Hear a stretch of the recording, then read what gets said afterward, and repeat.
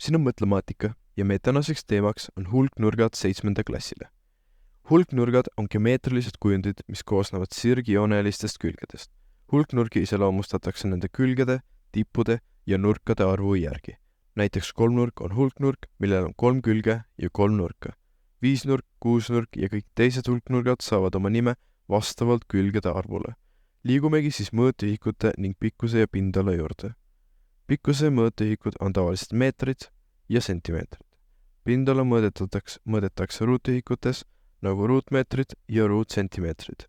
Teeme siia näidisülesandega. Mitu sentimeetrit on 3 meetrit? Kuna sentimeetrid ühes meetris on 100, siis me peame seda 100 korrutama 3-ga ja saame, et 3 meetrit on 300 sentimeetrit.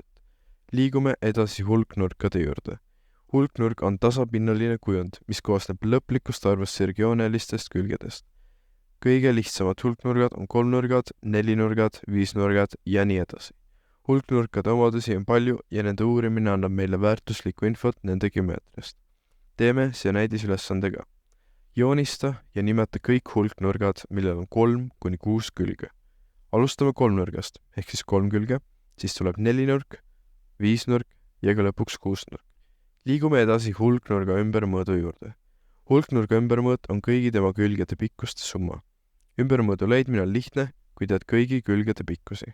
Teeme siia näidisülesandega. Leia nelinurga ümbermõõt, kui tema külgede pikkused on 5, 8, 5 ja 8 sentimeetrit. Kuna me teame kõiki külgede pikkusi, siis peame lihtsalt arvutama kõik need kokku.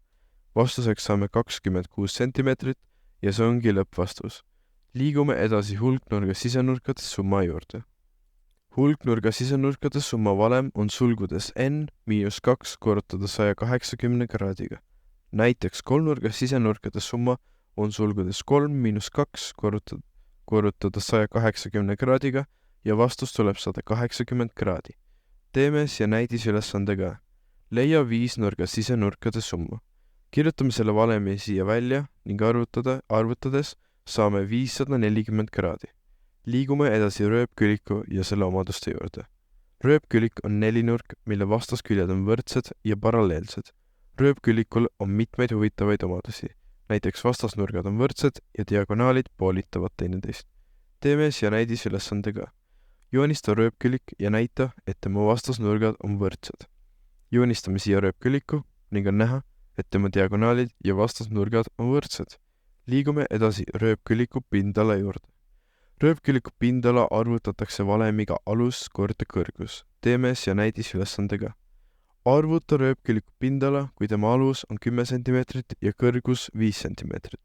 Võtame valemi ette, korrutades 10 5-ga ning saame, et vastus on 50 ruutsentimeetrit.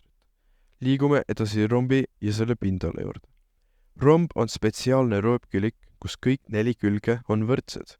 Rombi pindala saab arvutada diagonaalide korrutise poolega, sulgudes D1 korrutades D2 ning jagades 2-ga, kus D1 ja D2 on diagonaalid.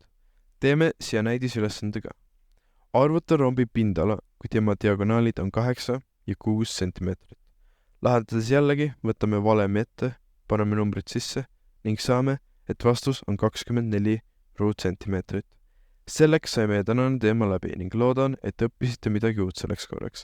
Kindlasti likeige ja visake tellimus meie kanalile, et mitte magada maha uusi videoid. Näeme juba järgmises videos.